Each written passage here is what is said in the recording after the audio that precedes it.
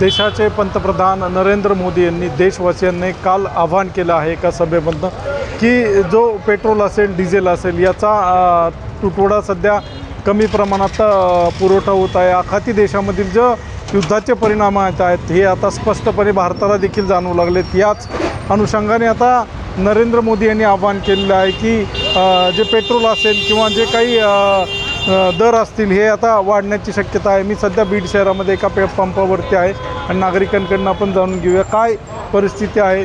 काल नरेंद्र मोदी यांनी एक आवाहन केलं आहे की जे पेट्रोल आणि डिझेल हे आपण जरा जपून वापरावं असं देखील त्यांनी सांगितले। तुम्ही ऐकलंय का? काय म्हणा? मी नाही ऐकलं तसं त्यांनी असं आवाहन केलं आहे की आता नागरिकांनी देशातल्या पेट्रोल आणि डिझेल हे कमी प्रमाणात वापरलं पाहिजे आणि जे शासनाच्या ज्या गाड्या असतात एस टी महामंडळ असेल, बस असेल, ट्रेन असेल याचा जास्तीत जास्त उपयोग करावा। हे कसं पाहता येतं? Sorry sir. या मध्ये नागरिकांचा जो प्रतिसाद आहे कशा पद्धतीने आहे? जे काल मोदींनी जे स्टेटमेंट केलं होतं की भारतातील नागरिकांनी पेट्रोल आणि डिझेल हे कमी दरात वापरावे आणि सोयीनुसार वापरावे, याकडे कसं पाहता?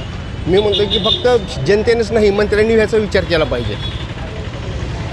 सगळीकडे फक्त जनतेला फक्त होरपळून काढायचं आणि मंत्री मात्र स्वतः आयुष्य करत हिंडायचं, ह्याला कुठला काय अर्थ आहे? त्यामध्ये त्यांनी आणखीन एक उल्लेख केला आहे ज्या शासनाच्या गाड्या आहेत एस टी महामंडळ असेल, ज्या रेल्वे असेल अशांचा उपयोग प्रवासादरम्यान किंवा जे लग्नकार्य असेल यासाठी त्याचा उपयोग केला जावा असं देखील आव्हान केलं। त्याबद्दल काय? यामध्ये नागरिकांचं असं म्हणणं आहे की नेते असतील यांना देखील हा नियम लागू केला पाहिजे। काल मोदी साहेबांनी एक आवाहन केलं आहे पेट्रोल आणि डिझेल संदर्भात की ते बचत करून वापरलं पाहिजे, याकडे कसं पाहता? बचत करून काय फायदा होणार आहे साहेब याच्यामध्ये?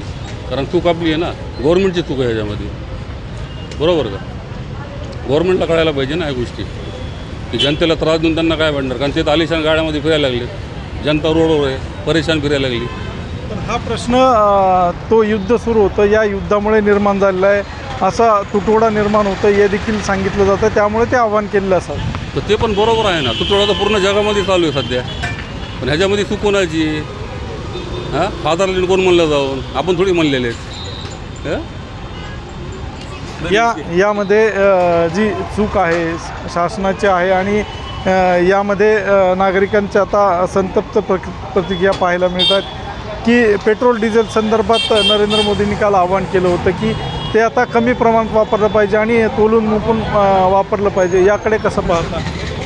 कसं वापरावं म्हणजे त्याचा काय आता परिणाम काय आहे? कमी नाहीत ना सध्या गरमीमुळं, पण जास्त लोक बाहेर निघत नाहीत। पण आता गाडीला वापरायचं म्हणजे काय बगर कामास थोडंच वापरणार आहे माणूस। जे वापरताय तुम्ही अनावश्यक असेल किंवा जे लग्नकार्य असतील इतर ठिकाणी जात असेल त्यासाठी जे शासनाचे बस आहेत किंवा वाहनं आहेत, रेल्वे असेल याचा जास्तीत जास्त उपयोग करावा आणि आपण इंधन थोडं कमी वापरावं असं देखील आवाहन केलं। शासनाच्या गाड्या लावल्या तरी काय डिझेल कमी जाणार आहे का? त्यामुळं जे जाणार आहे ते जाणारच आहे डिझेल। ह्या नागरिकांच्या प्रतिक्रिया आता नागरिकांचे जे आता जे मोदी साहेबांनी जे आव्हान केलं आहे त्याला कशाप्रमाणे आता प्रतिसाद मिळतो हे देखील आता पाहणं तितकंच महत्त्वाचं ठरेल। LS मराठीसाठी दीपक जाधव, बीड।